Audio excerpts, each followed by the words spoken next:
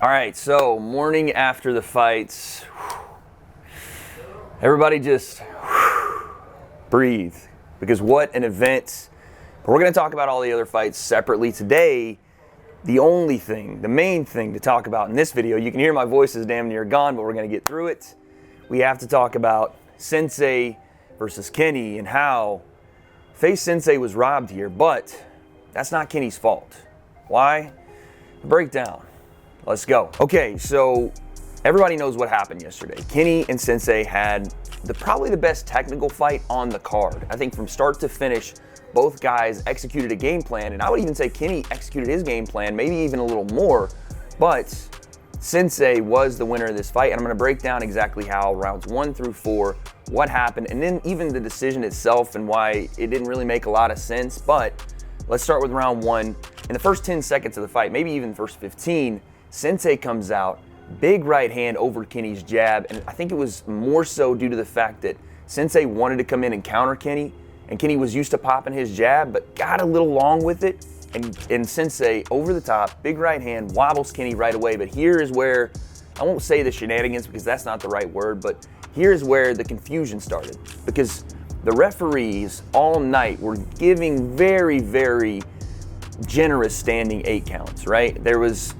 rushing in as soon as someone got clipped. And I understand for the level these guys are on, you can't just let them go out on their shield. Again, their first time in 10-ounce gloves. So I don't have a big problem with it, but the fact that Sensei was following up on the right hand that wobbled Kenny and the legs were going, Kenny, fair play to him, was able to stay in there, but the referee coming in and stepping in before Sensei had a chance to follow up and actually put Kenny on the canvas is the reason for a little bit of the messy judging that we're gonna see in a little bit. But there's a standing 8. Right hand, Kenny eats it, his legs go wobbly, but he recovers. Now, what I was told was that Kenny wins the rest of the round, so this makes this round a 10-9. I watched the round again, and I don't see how Kenny wins the rest of the round going away. If you tell me that Tyson Fury won the rest of the round against Deontay Wilder in their first fight after he got hit with the nuclear right hand and the left hook, and he got off the canvas like Undertaker, and he came back and was flurrying and throwing big shots on Deontay, I would believe you. But what we saw from Kenny the rest of the round was a couple of jabs, and 1 or 2 of those were already parried by Sensei. And Sensei went to the body once again in that round. I don't see how you give that a 10-9 round in any other scoring format. That standing 8 is almost automatically a 10-8. And again, I want to make sure that people know this. This is not Kenny's fault. Kenny's surviving that right hand and being able to stay on his feet, work the cobwebs out, come back, work his jab, get back to his game plan. There's not another guy on this card that could have taken that right hand and not only stayed up, but come back and fought and started to have success. Because again, that's round 1. 10-8 to Sensei, that's my read. Because again, I don't think Kenny did enough to come back and take a point back. There was a couple of jabs there, but a couple parried, not too much landing clean. And I know I'm gonna sound biased, guys, I understand this, but watch the fight for yourselves and be honest with yourself. This isn't W.A.D.E defending Sensei. He doesn't need me to do that. This is me giving you guys objectively what I see when I watch this fight. But this is what I'm talking about when I said Kenny has a heart of gold. He could come back from this right hand, because in round 2, Kenny wins the round.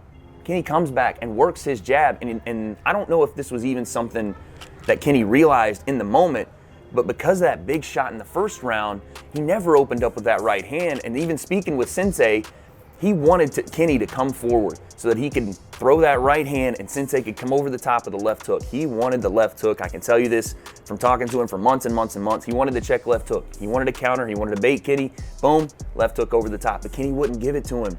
It was all jabs, all jabs. And again, Kenny shortened his jab a bit. Chin was down here. He wasn't elongating, throwing. He was boom, boom, boom. So that was success. That was the reason Kenny was able to win round 2. And again, it wasn't necessarily a back and forth round, but Kenny just on his bike, ring pressure, ring generalship. That was the reason. And Sensei kind of let the gas off in 2. Kenny was able to pop him with his jab continuously. He takes that round. Round 3 is one I think a lot of people are looking at and saying, well, Kenny could have got it with his ring pressure or his ring generalship or his jab. But again, I encourage you guys to go back and watch the 3rd round. Kenny is active, sure. He's active with his jab, but it's not effective, a jab, right? Activity needs to have effect. Activity for activity's sake Does it mean a lot when the other guy rocks you with a big shot, another right hand in this round from Sensei? And again, catches Kenny, hurts him a bit. Kenny, fair play to him, like rock solid, by the way. The chin on Kenny, you can't question it. And the heart on Kenny, you can't question it. But as Kenny continues to throw his jab, you're seeing parries. You're seeing him catch on the glove. Sensei avoiding the shot. There's a couple that land, and again, fair play to Kenny. He had a game plan, he stuck to it. But round 3 with the double up hook, Sensei downstairs, upstairs, and the right hand, I didn't see enough from Kenny. Yes, activity, yes, ring generalship, but that's damage is scored first. I touch first, right? You touch, I touch. That's how boxing is scored first. The ring generalship and activity, those things come later when the activity falls from both guys. And Sensei did, but in this round, it's a clear one to me. Sensei with the damage, Sensei landing more clean shots in that round. Kenny, yes, the activity, and again, the pressure, but not enough, in my opinion, to give him the third. That one goes to Sensei. Now, number 4 is a pretty important round, and number 3 was important for Sensei more so than he knew.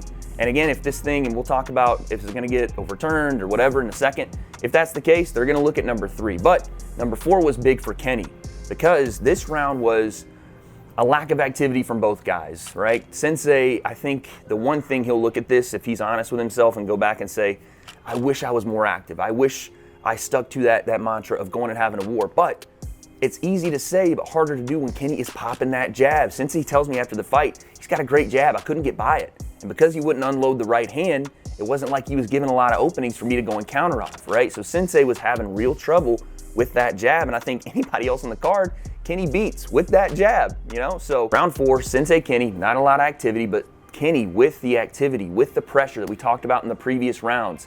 This time it was more effective because Sensei wasn't firing back. So you could even see this going to Sensei just because there was a couple jabs and then the flurry late for both guys. But I think Kenny sways the 4th with the jab, with the activity, with the pressure, keeping center of the ring, which was another big thing that Kenny did all night that Sensei could not get around. He kept center ring. He kept his foot planted in the middle and didn't let Sensei push him back, except for the big explosive moments from rounds 1 and 3 and a couple times where Sensei would pop his jab a couple. But round 4, let's go with Kenny. Again, you can have an argument for Sensei there and being 3-1. I saw it 3-1 the first time I watched it. I can see it being 2-2, but the 10-8 round in number 1, it has to go to FAZE Sensei. You can give it 39-36. Again, that's if you want to go 3-1 to Sensei. But I think the proper score here, 38-37. Sensei with a 10-8 round in 1. Sensei on round 3. Kenny in 2 and Kenny in 4. That's what I think the proper score would have been. Now, let's talk about the judging. Not only has this happened again to someone that Kenny's fought, but it's happened again to Kenny. And I don't know if you guys heard the scorecards read. It was 39-37, 39-38, and then a draw. That's a majority decision to Kenny. That means 2 judges saw that somehow after that first round, Sensei doesn't get a 10-8. I don't understand that. And how you go 39-37 after that means that Kenny would have won the next 3 rounds. And you're going to have to explain to me how Kenny won all 2, 3, and 4 while only giving Sensei a 10-9 and 1. The draw was probably, if you're going to judge it and give the 10-9 after Kenny supposedly comes back and wins the rest of round 1, okay. But this was the wrong choice. This was the wrong decision, flat out. And this is why I say it's not Kenny's fault, because Sensei was not upset, right? I was more upset at ringside. I'm sure we have footage of it. And a lot of people were online, but none of this is Kenny's fault. Sensei didn't get his win, and that's on the PBA, that's on the BBBC. They're going to have to go and figure that out. And I've heard from Sensei's team, they are going to appeal it. We'll see what happens there. But for people, and this is what bothered me, this is what I really want to talk about. For people to go at Kenny after this win, I said it the last time too, and I don't know what is going on with people online, but you guys have to realize both these guys put in months and months of hard work. Before we filmed the breakdown, watching Sensei get on camera and just the fatigue in his face and in his voice, you guys don't realize the work that goes into this stuff. And I know it was on Kenny's side too, because look at the shape he was in. Look at the mindset he was in. I saw it all week at the hotel. They were switched on. And I'm guaranteeing you this, nobody else that fought Sensei last night was taking that right hand, was coming back and winning rounds. Kenny took 2 fights, temper, Sensei, that no one wanted. No one wanted Sensei. Without Kenny, Sensei doesn't get a fight on this card. So let's pump the brakes with the blame in Kenny for how he celebrated a win. it's not his fault. The guy thought he won because the people that judged the fights said he won. His team celebrated because they thought they won. There's nothing wrong with that.